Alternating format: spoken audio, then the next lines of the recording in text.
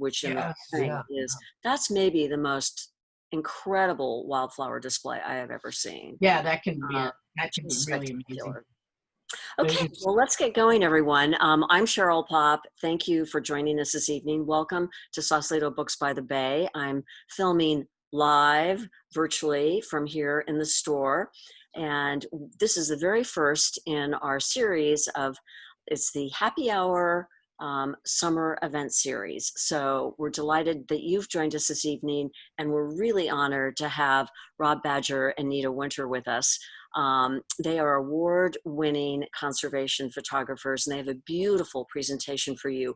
Before we get going and talk about their book and look at their photography, we are in webinar mode versus regular Zoom mode, so you will all be muted, and we won't see you. There'll be no distractions, no background noise, unless it comes from our end. If you'd like to ask a question at any time during the program, you can go to the bottom of your screen, as you probably know, and there's a Q&A. You can chat, you can Q&A, and I'll be looking at those questions when we finish, and they are happy to answer questions. Their book, you're going to see the interior of it. This is the exterior, Beauty and the Beast, California Wildflowers and Climate Change. It is a beautiful coffee table. Have some more wine, Cheryl. That's why we don't drink. No more cocktail I've just had 3 sips. It's a beautiful coffee table book with stunning photographs, over 190 wildflower portraits and landscapes.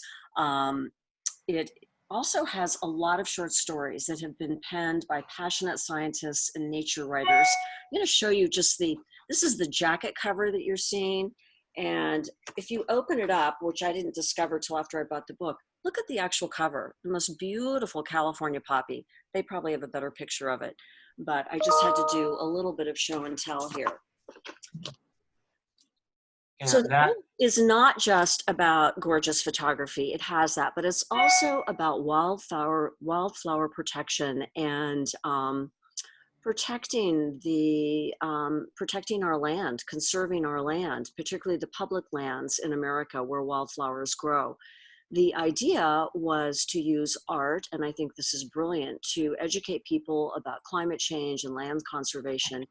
And they have done so in such an impactful fashion that I'm very proud to announce that they have been awarded the 2020 Ansel Adams Conservation Photography Award, which is hugely prestigious for those of you who know, and that'll be presented to them later this year. So congratulations to you both. That's very thank you. exciting. We're really honored. Yes. Well, we're honored to have you here. And without further ado, I think we're going to get started. They have a beautiful presentation they're going to share with you. And I think they're going to start with a little bit about their background and what inspired them to do this project. But they're going to answer a lot of the questions you may have through their presentation. If not, be sure to ask us and we'll get to them at the end. So why don't we begin? Thanks again for joining us, Rob and Nita. Thank you for having us. Yeah, and thank you for that wonderful introduction. We're really grateful. Wait, let me bring up the screen, okay, if you don't mind a moment. Should be this one.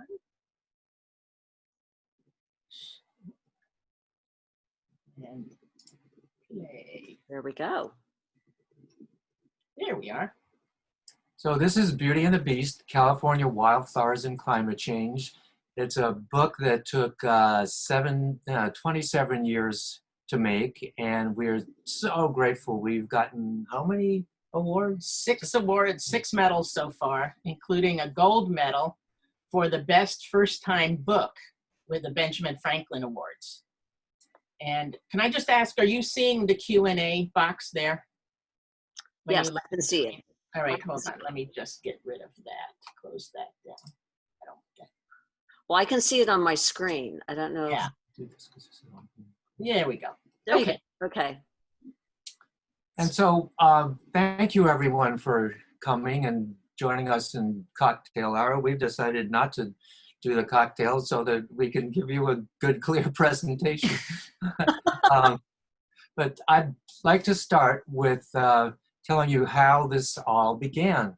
In 1992, I was in a photo lab talking to a nature photography friend of mine. She said the Antelope Valley, California Poppy Reserve in Southern California, about an hour's drive north of LA, is having a really, really good year after 6 bad years. I said, really? She said, I'm sure you've been down there. You're a nature photographer. I said, well, no, I haven't. She said, you haven't photographed the beautiful blooms there? I said, no. She said, well, we have to go down. So she and another photographer and I went down, and this is what we saw. This was a really particularly good year because normally the hillsides would be just covered with these beautiful orange California poppies. This year, there were these wonderful bird's eye gilia, these purple flowers that you see interspersed in there. And so I had never seen anything like this. When we got through photographing that day, I called Nita. I said, I have to get you. I drove back up to San Francisco, got Nita, and then we came down and we spent 2 days photographing down here. This was the first time for both of us to see what happens in the springtime in the California deserts. The Antelope Valley California Poppy Reserve is in the westernmost part of the Mojave Desert. And when Rob and I met, we were both photographers, but we were involved in 2 different types of careers. My focus was people and celebrating the diversity of people. This was an image from my first documentary project on the children of the Tenderloin. And Rob was working on photographing nature. And we met in a photo lab. And 6 couples counselors later, and many years have passed, we decided to combine our efforts and focus on wildflowers. And we'll tell you a little bit more about how we got to that. So as people like to know what's the oldest image in the book, this is a beautiful California buckeye that has purple lupin in front of it. At that time, I was just photographing landscapes. I wanted to get a buckeye tree. I was fortunate to find this image in 1984. And it had these pretty purple flowers in it, and I didn't know what they were, but I soon learned that there are a variety of these beautiful lupins throughout the state. So that's the oldest image in the book. Like Nita said, at the time when she met me, I was a nature photographer. I'd been photographing nature for about 20 years, and I wanted to do something more with my skill and my talent than just take a lot of pretty pictures. So I was fortunate to be hired by the Trust for Public Land, and I did 30 different land conservation projects. This is a project image. This land was originally privately held ranch land in the Sierra Nevada foothills that the Trust for Public Land eventually conveyed to the Park Service and became part of Sequoia National Park. I had also been doing a lot of work on mining on public lands to show the impact of mining on our publicly held lands, and had been doing also images of water pollution, and I just was getting burned out with all the negative things I was photographing, and I just wanted to show the positive images that I had been photographing of the beauty that's here in California. So I decided I wanted to do something with the wildflower photography that I had been doing. And as I mentioned, I was a people photographer, and even before I was a people photographer, the image on the left, I was actually a firefighter with the California Department of Forest, with CDF, and up in Northern California.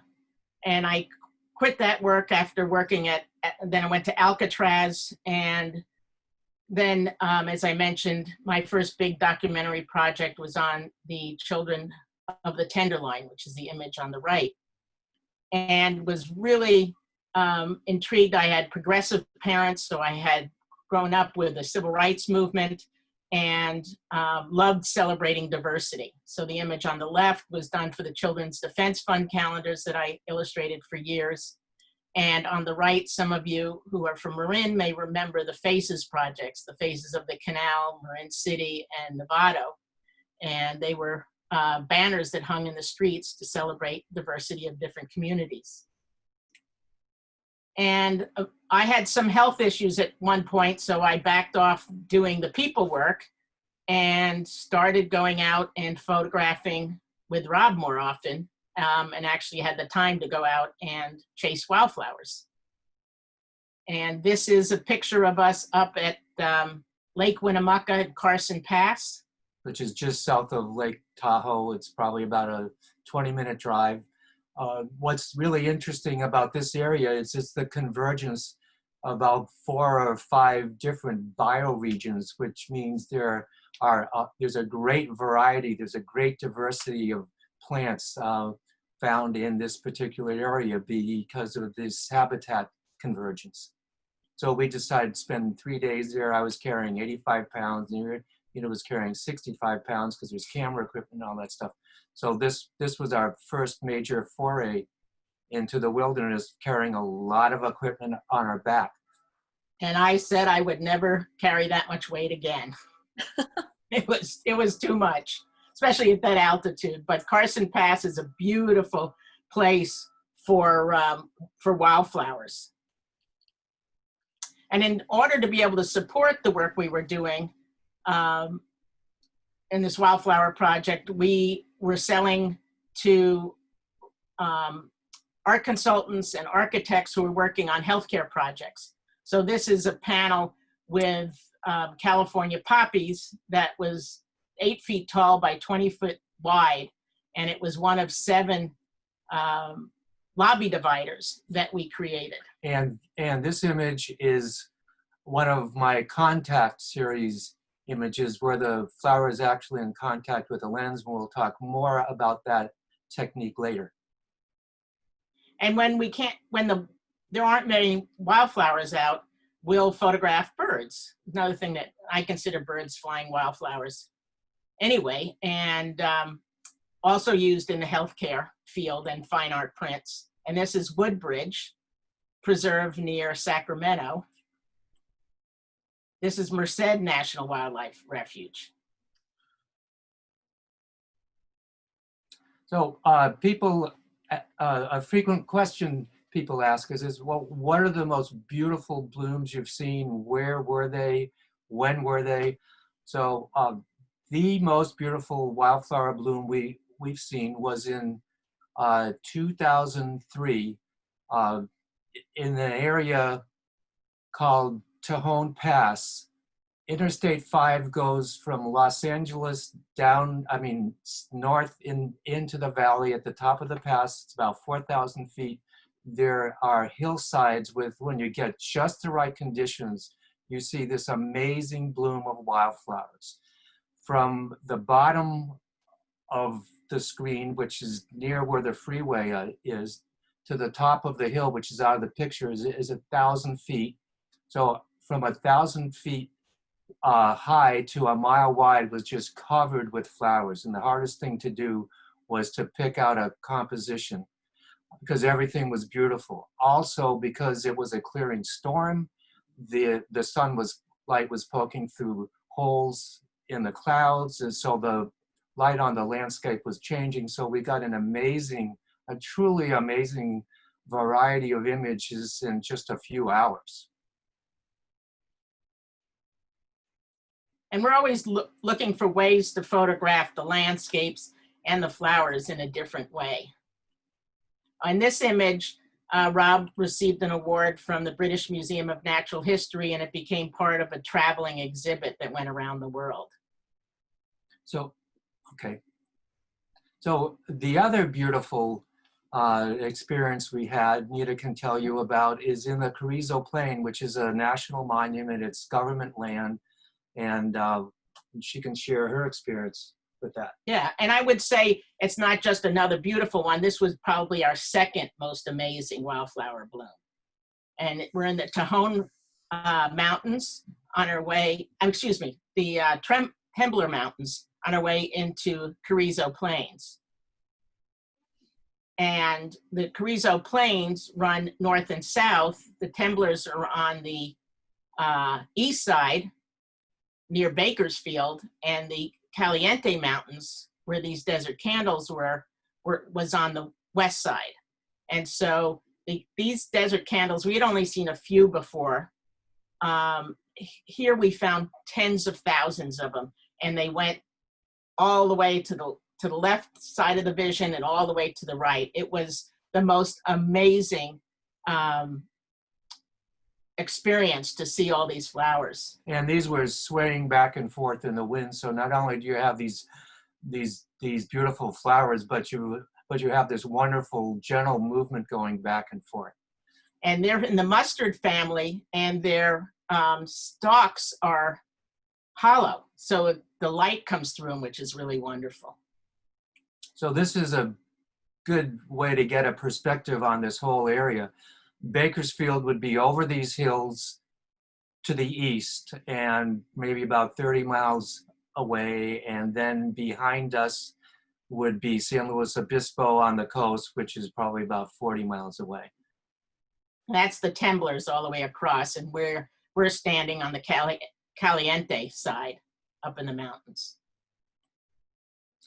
So this is an iPhone image that Nita made, and looking back, we figured we'd used about 10 different cameras from the time we started filming this with film to the latest digital camera we have.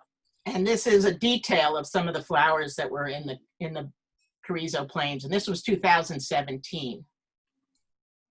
So the other thing people want to know is, how are you getting your images? Because a lot of the images, the close-ups, look like they were done in a studio using studio lighting.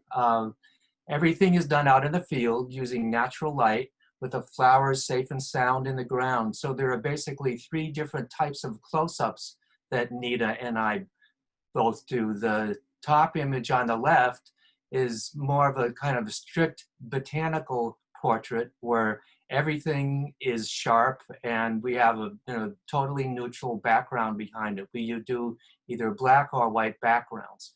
Either fabric or plexiglass. Right. And the second image on the left, you may be able to see there's some texture in the black in the background. Well, I decided that instead of just doing solid black backgrounds, I would wrap some of the flowers I was doing in either a white or a black fabric, using the folds and composing the folds to enhance the overall composition. And if you look to the right, the middle flower photograph on the right, there's a white wrapped composition of these alpine daisies, and you can see to the right of that, we have rocks all over the fabric, because in a lot of these areas where we're photographing, it gets windy. And even the slightest breeze will shift the fabric. And so this series is called the Wrap series. And then the final image on the left, the pink checker bloom, is part of a series I call the Contact series. I've figured out a way to get the flower in gentle contact with the front of the lens. The front of the lens is therefore blocking out the image, blocking out the light falling on the flower. And so the light coming from the background is being transmitted through the flower petals. So it gives this really nice, soft, almost like a watercolor effect. This I do without a tripod. The other 2 types I do with a tripod. But this one is a more spontaneous type of image, and it takes a lot of trial and error, because as I'm in contact with the flower is slowly moving, so I'm getting the composition changing a whole lot. So this is more spontaneous, and it gave me another way to give my impression of the beauty that we see out there. As far as I know, I'm the only one who has used that technique or who has developed that technique. There may be others out there, but I'm not aware of that. So Rob used to work with a Hasselblad, which was a medium format camera. and a film camera, and it also, he would use Polaroid to be able to see what he was getting. And so the process could be very cumbersome and very slow. This photograph is probably the longest we ever spent on one flower, which was 2.5 hours. And we found the flower the night before, but it was getting too dark, so we came back at sunrise. The light is coming from the left side, so we needed to bounce light back into the flower. And then we also piled all the clothes and camera equipment on the left side so that we could keep the light off the sand and the leaves. And we ended up with this. And one of the things that was unique is usually there's only one stalk and it's much taller. So this desert lily was a really unusual composition as well. So we're going to go through quickly some of the setups, and you'll see you'll see how we've done this in different locations. And one reason we show the setups is because we like to show people where the flower lives. And sometimes it can be really windy, as people know, in Marin, which this summer has been. And so we have to find ways to block the wind. And we also want to take a relatively common flower like the paintbrush and do something different. So we're always looking for unique ways to photograph flowers. So again, I was using a film camera here. I had to get way down, lie on the ground so I could get at eye level to see what might be a bug's eye view of this beautiful calypso lily that's found on Mount Tam. And we, in 2007, I think we switched over to digital when the quality was there and it didn't cost $20,000 to buy a camera. So this is the calypso orchids. You can find them in the forests on Mount Tam. One of our favorite places to find flowers on Mount Tam is hiking up the old stage road up to West Point Inn. And this flower, which is the Western azalea, is one of the most fragrant flowers that we find in the area. So if you ever find them, slow down and get close enough to smell them. And you don't have to put your nose in them. They are so fragrant. They're like a perfume. So Nita had found this image at the base of Ring Mountain. We didn't have time to photograph it. I came back the next day without her, set everything up. Again, this is my film camera. Got a picture packed up, and 3 minutes later it started raining. So even though flowers bloom in the springtime, it still is the rainy season. And I was lucky to get this beautiful image of this flower Nita finds. Nita's got this incredible eye to find things. Often she'll find something and I'll spend the next half an hour to 45 minutes photographing it. And as a kid, I was called Eagle Eyes because I would find money on the beach. And for me, it's a treasure hunt to see if I can find the different flowers that we haven't done yet and the right specimen as well. And this is one of the many types of irises found in California. So as we mentioned, we work with natural light. We work with diffusers, reflectors, all types of things. And we do our best to stay as close to the trails or as close to the road as possible, because for us, the main thing is not to harm anything around what it is we're photographing. So this is an image where you can see there are folds. It's another one of my wrapped series. And this flower blooms at night and is white, so it attracts the moths. Ring Mountain is another favorite place for us to photograph. It's a great place in Marin to find a great variety of wildflowers. Plus, it's got incredible views. And this is where Rob had mentioned that we use the rocks and wrap the flower when the background is too busy.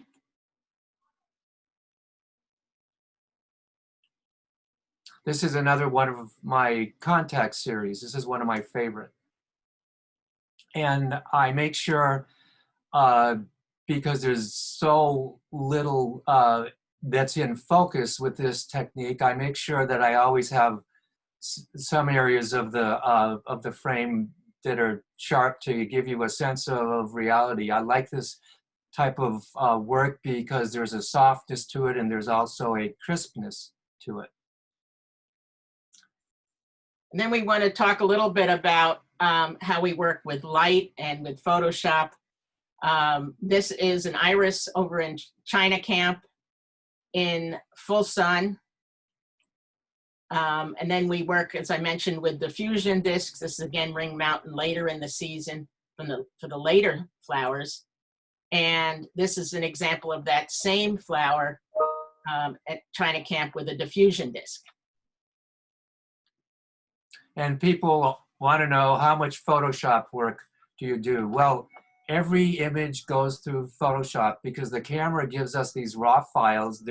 It's all numerical information that the sensor gets, and this numerical information is converted to a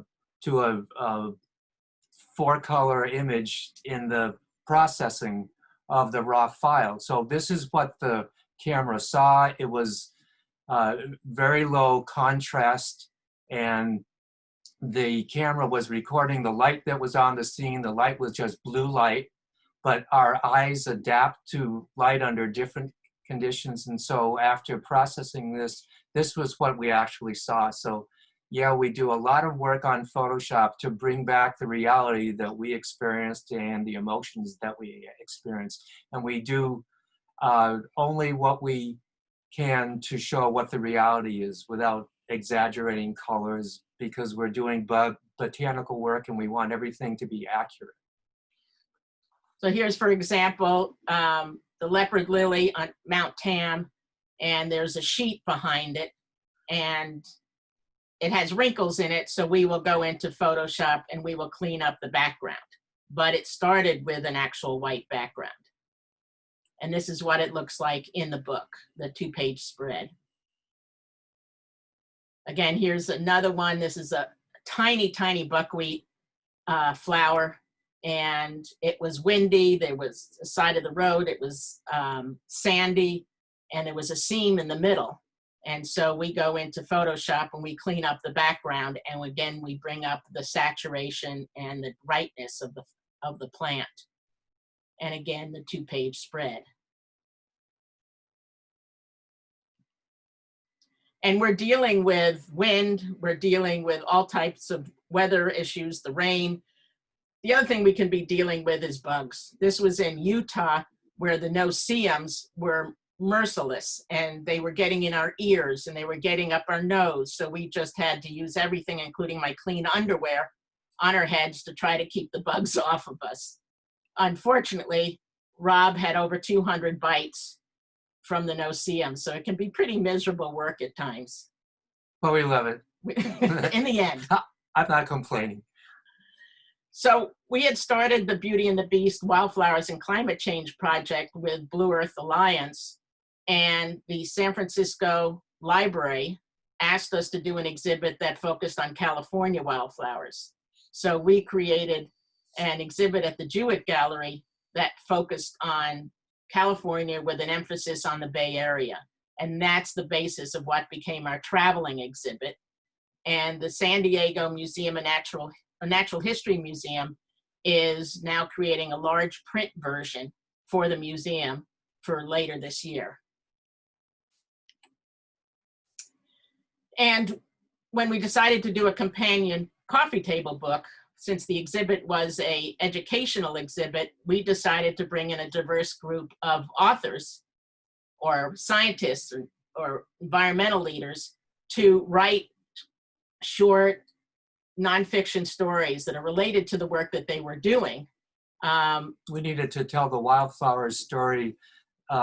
It needed to be done by talented authors and scientists, because images can only say so much. And for us, the most important thing was to tell the wildflower story so that we could inspire people to take some action toward conservation, reduce the impact of climate change, and to help prevent species loss. So the short stories in the book are just as important, we believe, as the images are. And we have 18 short stories, 16 authors, 11 of whom are women. So we were very proud to showcase a lot of women in the environmental field and science field. And it was a very collaborative project. So a lot of different groups that were involved and represented in the project. We decided to divide the book into 3 sections. The first one is the gift of beauty. The second, the human connection. And the third, ensuring the future, which includes a story by Erin Schroed, who some of you may know, who's local, grew up in Marin. And she wrote about what we can do to make a difference, and it includes 25 different things we can do.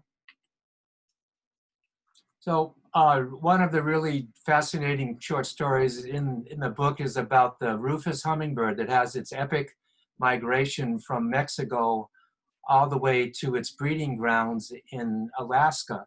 On the way, the bird needs to arrive at mountain wildflower meadows at just the right time while the flowers are blooming to fuel its trip up to its breeding grounds.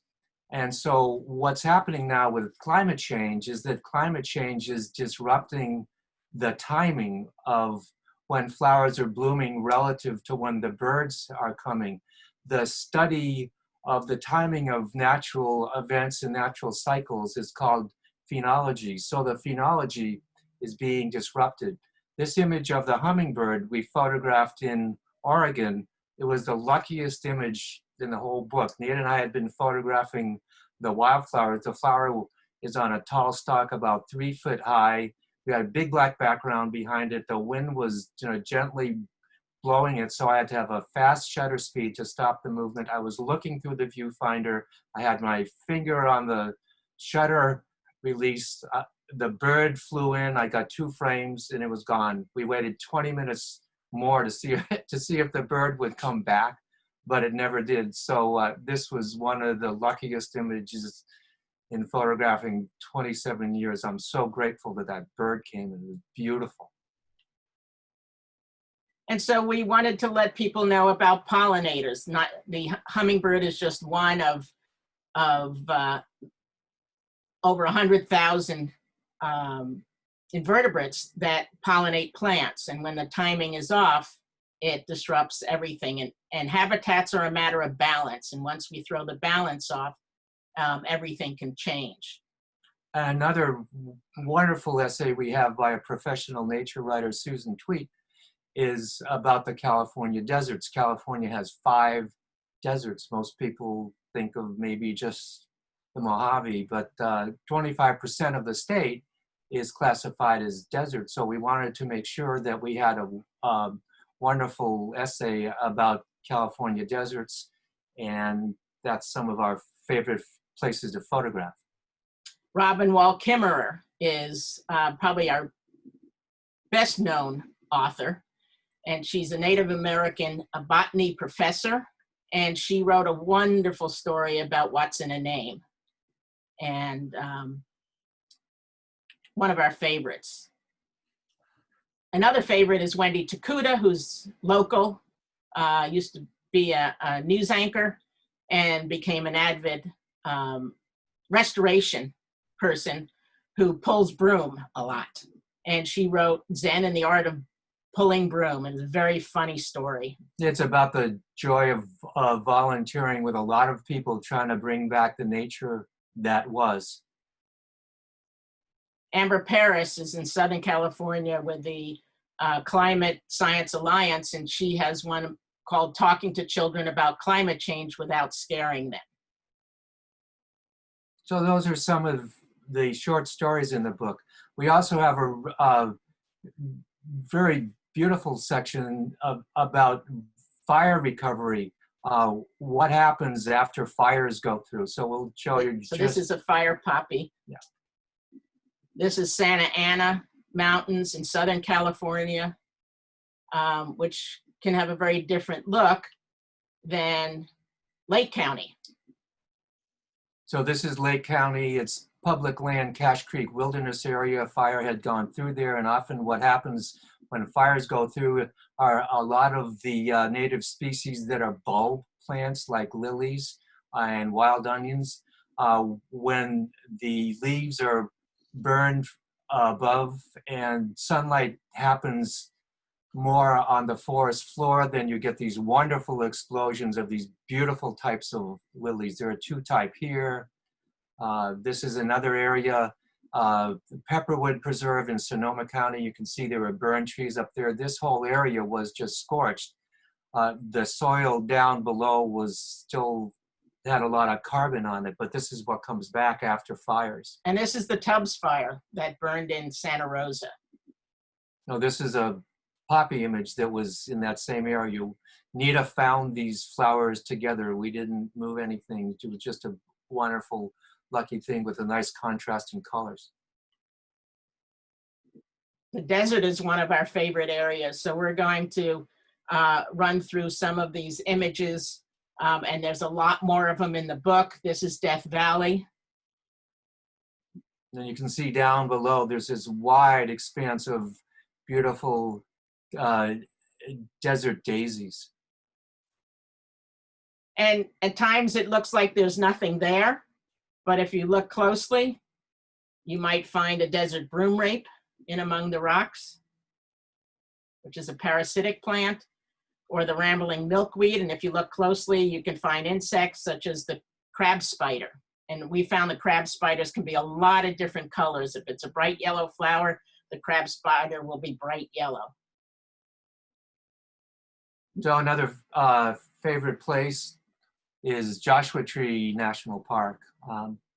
And Joshua Tree is an interesting park because it encompasses two deserts, the Mojave Desert in the north and the Sonoran Desert in the south. So you'll have different types of flower ecosystems in the north versus the south.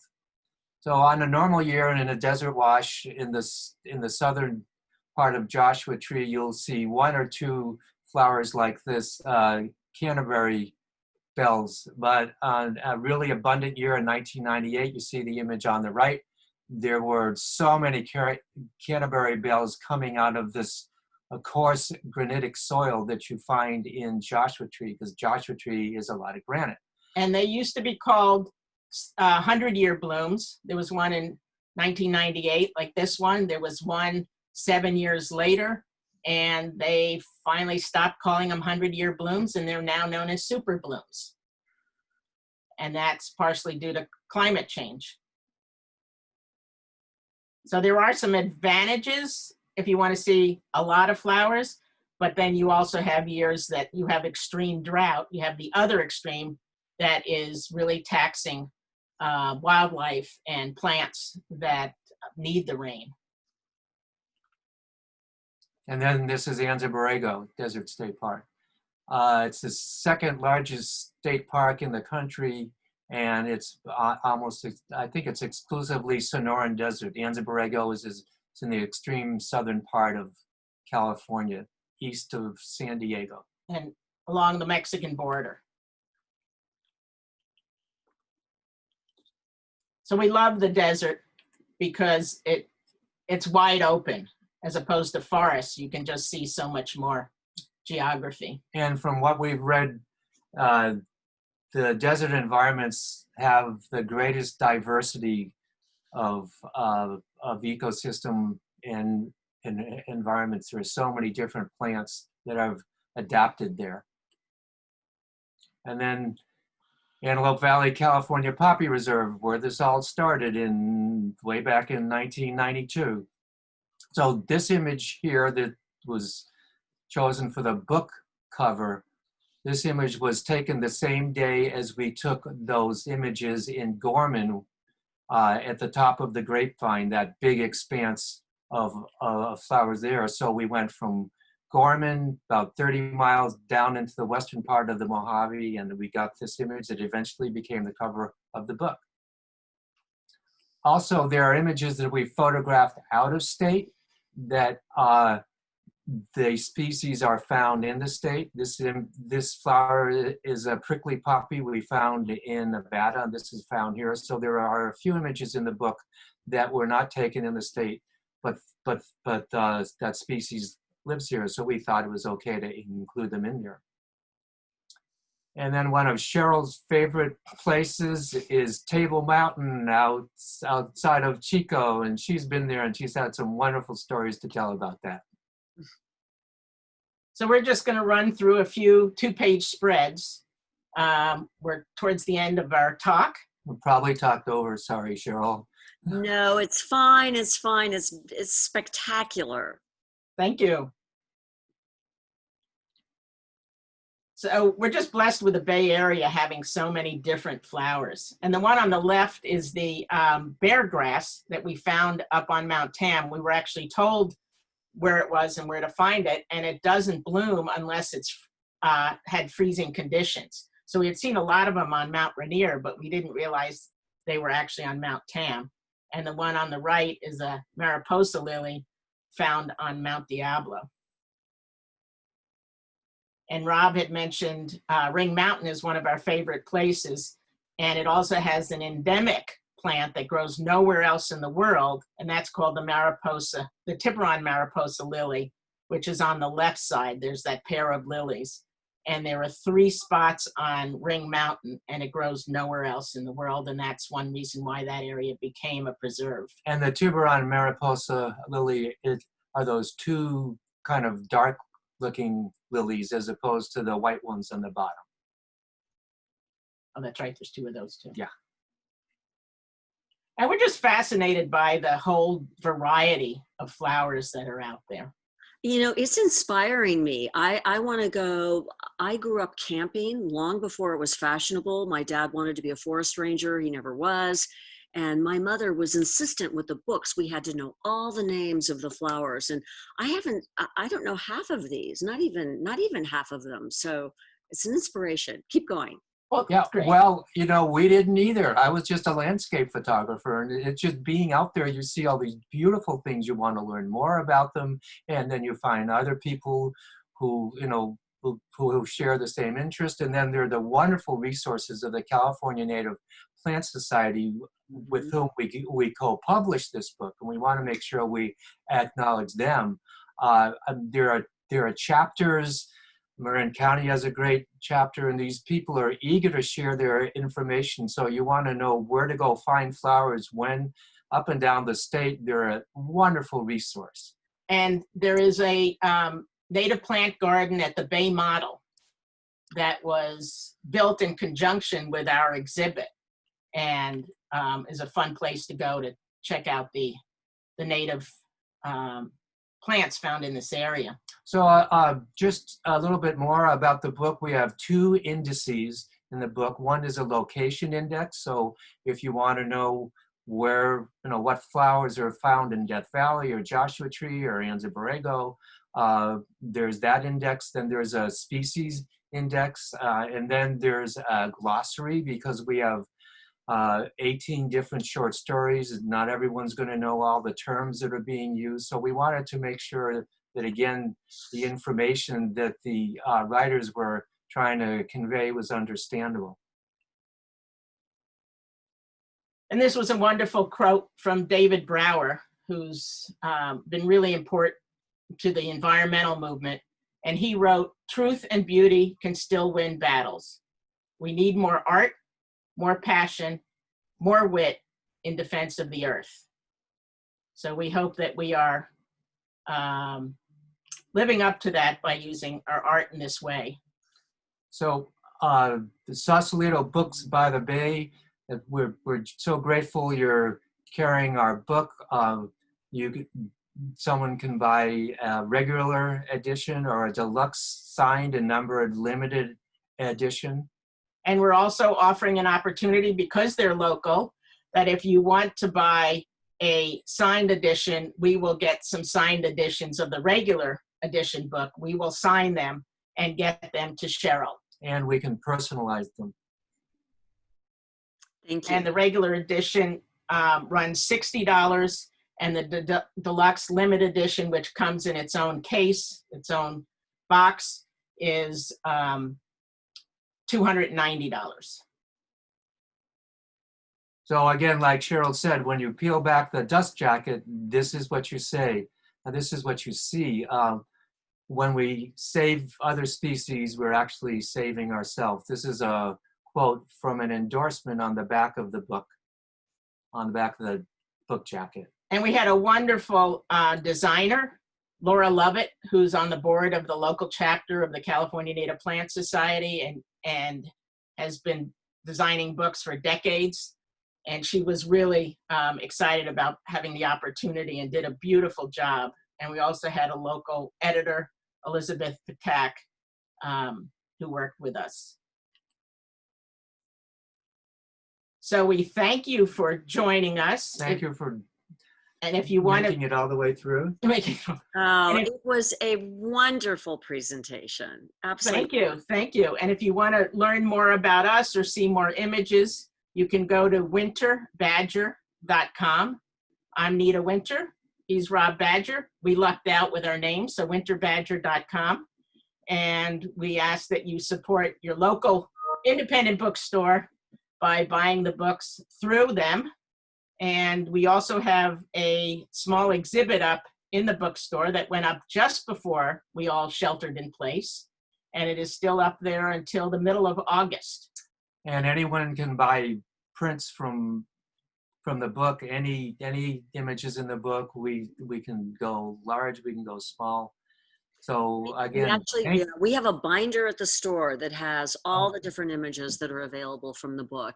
And everything's custom printed, and they can be printed on aluminum or on fine art paper. So thank you, Cheryl, for putting this all together. We had a good time, and we're grateful for everyone who stayed and watched this. And thank you for being such a beautiful bookstore in such a wonderful location in Sausalito. We're grateful to have you there. And that you're still open. Yeah, well, thank you, Nita, and thank you, Rob. What a wonderful presentation, really inspirational.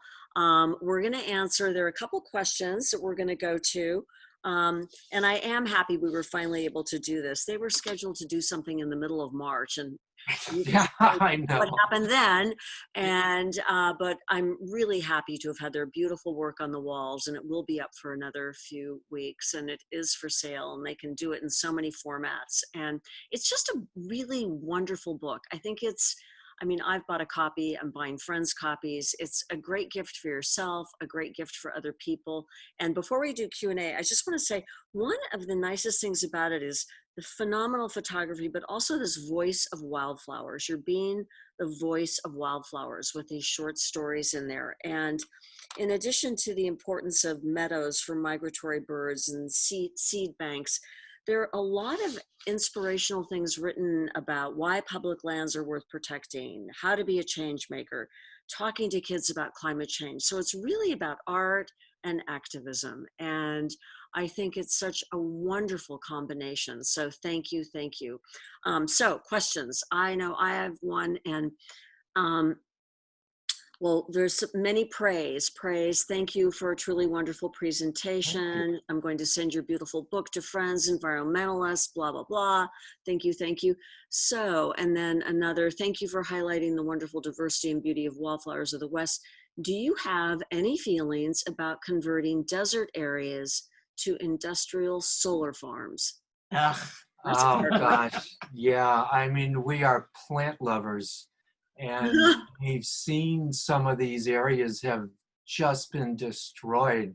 It's such a conflict because we want to have renewable energy. Mm-hmm. We want to have our plants. So, I mean, I have this strong prejudice of please don't kill one little plant at all. I don't know how you balance it. How do you reduce the need for energy consumption so we don't have to do this? But I mean, things are going to suffer because we need to reduce the impact of climate change. We have to take carbon out of the air.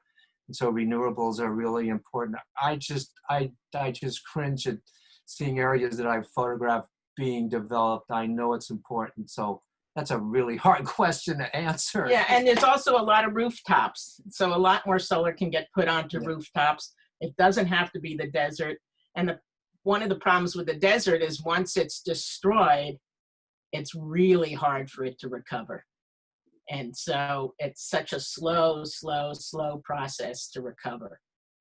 And we talked to a scientist at a CNPS conference, and she studies native bumblebees and a particular type. And she was talking that burrows in the ground. And she was talking about how if they were to move the plants, which is what they're doing in some cases, so taking some of the plants that would be bulldozed and putting them in another area, she says, but they're not taking the bumblebee with it, or the bumblebee no longer has access to the plant. So as I mentioned before, it's all a balance. It's a very careful balance that's been established by nature, and we just keep disrupting it.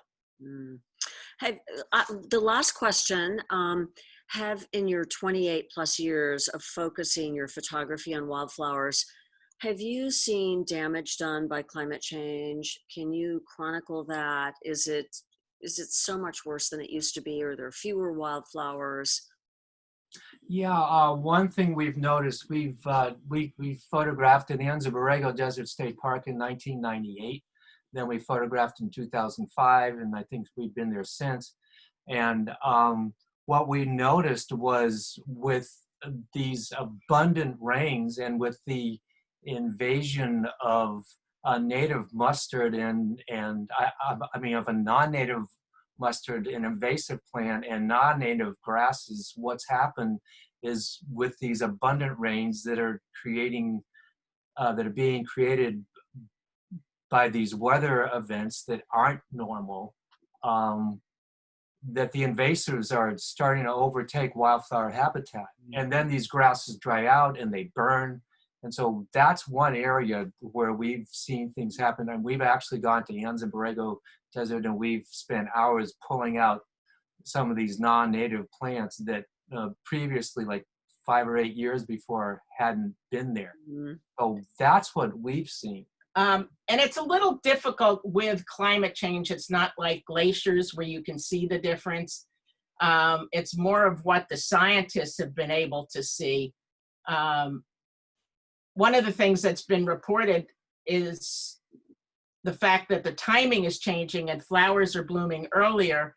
And one of the things we promote in the book is becoming a citizen scientist, where you can photograph, whether it's the native wildflowers or even just the flowering trees that are in your yard, and to put them onto sites like iNaturalist so that scientists from all over the world can access that data. And then they can start creating the picture of how things are changing. They're really easy to use citizen science apps that anyone can put on their phone. You photograph that. The image has a time on it and it has a location on it, and then that image is, like Nita said, uploaded to a database. Scientists use that information to make policy and conservation decisions. So there is something somebody can do even with their portable phone. And the scientists are also saying that plants in the mountains, for example, are moving higher up to cooler temperatures, but they're running out of soil and they're running out of the same habitat that they lived in. Yeah. So that's another area that we're hearing is being affected. Well, I'm going to close with, I think, a very apt quote, which came from the Ansel Adams Conservation Photography Nominating Committee in talking about Rob and Nita and their phenomenal work, which is really a gift to us in so many ways. We're not just looking for pretty pictures. We're looking for photographers who use their work to help further a conservation cause. We were all struck by the stunning photos and the combination of art and activism that was reflected in this book. And I think that's a fabulous summary of what you've done. We're so grateful. Thank you for joining us. And Thank you for having us. yes, keep thank taking you. pictures. Keep taking pictures. Yeah. Thank you Thank you. all of you who joined us as well. Sausalito Books by the Bay. We are open 7 days a week. All of the usual COVID protocols, but you can come browse. You just have to sanitize your hands. Thank you all. Be well. Thank you. Thank you, Cheryl. Thank you, Cheryl. We had And a good everybody who time. joined us. Yeah. Thank you. Take care, everyone. Thank you.